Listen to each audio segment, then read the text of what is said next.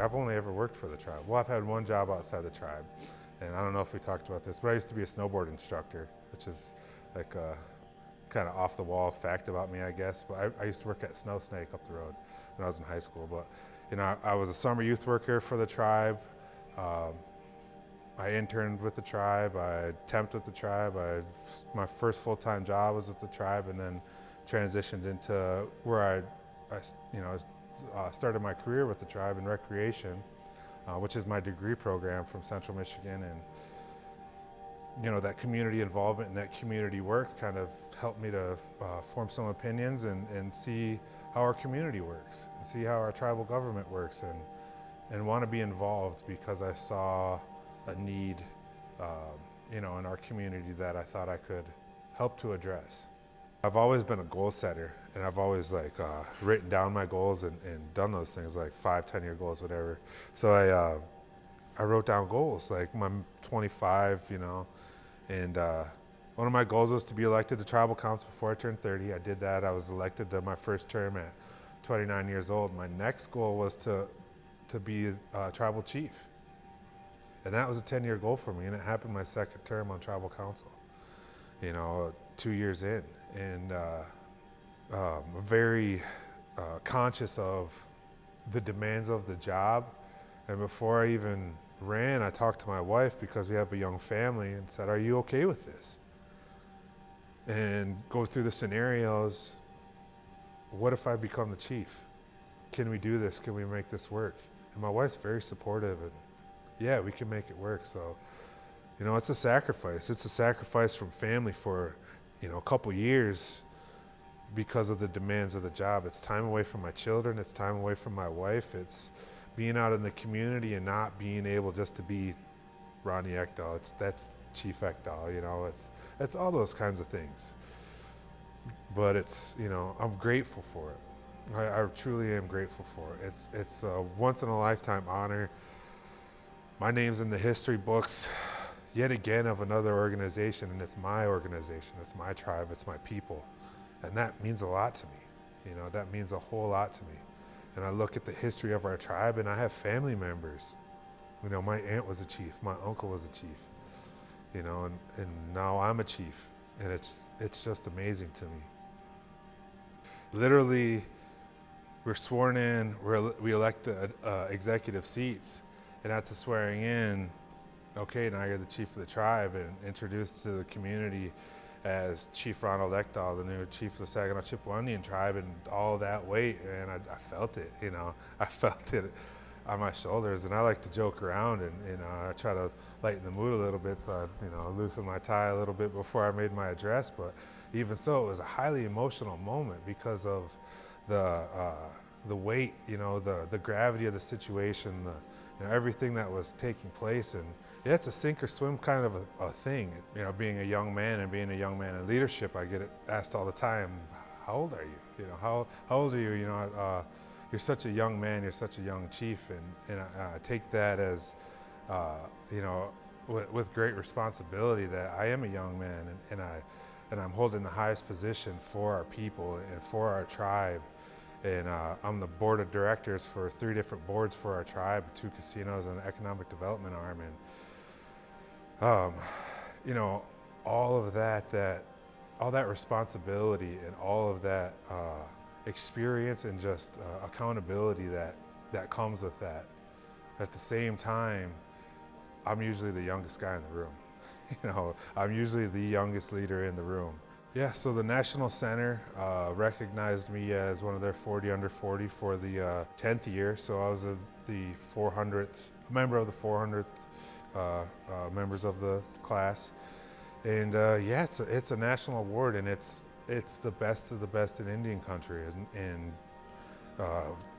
tribal leadership and tribal business and tribal law and economic development and business development. And it's all those young leaders, that are out there that are doing good for their tribe, and really not only for their tribe but for Indian country is really an honor. And the only reason I have that ability or am being recognized that is because of my tribe, because of what the leaderships of the past had the vision and had the drive to create that sustained us and that has given us everything that we have today. And I'm fortunate to be in the position to say I have direct influence and I have direct oversight and decision making on those businesses. And that experience alone is, I don't think you can pay for that kind of education. You know, that's something that's unique to our tribe, but that's, I mean, in the modern day sense, being a board of directors of a corporation like Soaring Eagle Casino and Resort is a major undertaking and is a major opportunity for professional development.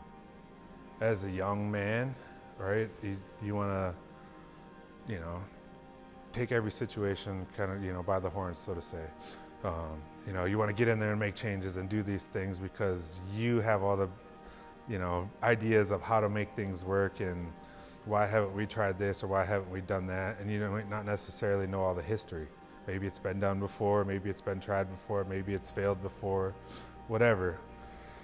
You know, it's that maturity process is taking a step back and recognizing that you want to accomplish a goal, but taking in consideration everything that has happened, what this decision is going to, how it's going to have an effect going forward, and really doing the best that you can to take in everybody's reality. And that's really difficult because no matter what, it's not going to be perfect for everybody, you know. And I think that's just part of being a leader, and it's part of politics, you know. And it's tribal politics. It's on a smaller scale, you know. It's way more intimate because it's family members, it's cousins, it's uncles, it's, you know, it's distant cousins, or it's, you know, adopted family members, you know. And those things are real, and it really it makes you really consider, or at least makes me really thoughtful on how are these decisions going to affect the community now, and how are they going to affect the community going forward? Because the tribe is so powerful and we're so fortunate for everything that it does for us as tribal members. I want that to be around for my children. You know, my children are tribal members too. And I want them to have the same opportunities that I had, you know, and I want their children to have the same opportunities. And as leaders, I think that's when we talk about, you know, 7 generations and working together for our future and all those kinds of mottos that the tribe operates under. That's where it's at. It's for our future. It's these youth, and that's where a lot of my passion comes from, is the youth, you know. And that was before I was a father. I worked with youth, and I recognize that they're going to be our neighbors, they're going to be our colleagues, they're going to be our coworkers one day. And what kind of people do we want them to have, and what kind of experiences do we want them to have, and what can we provide for them? You know, and that's nation building, right? And that's the opportunity that I have as a tribal leader, is to build that nation. What really gets highlighted is obviously the Chippewa nickname, right? That's probably the most contentious, you know, topic that comes up. And whether you're for it or against it or support it or not, I think the university takes great care in the use, in the stewardship of the Chippewa nickname. Not only in athletics, but the university as a whole.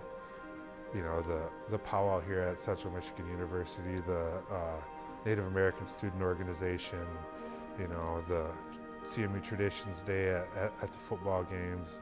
You know, this last year, the football team joined and circled the drum, and historically, I don't think that's ever happened. But that interaction was unique, and it was special, and it was all those kinds of things. And in my mind, as being a football alumni and the tribal chief, it was historic for me. And that was really important. And I think it's been a great relationship, and I think it's, you know, something that I take a lot of pride in it.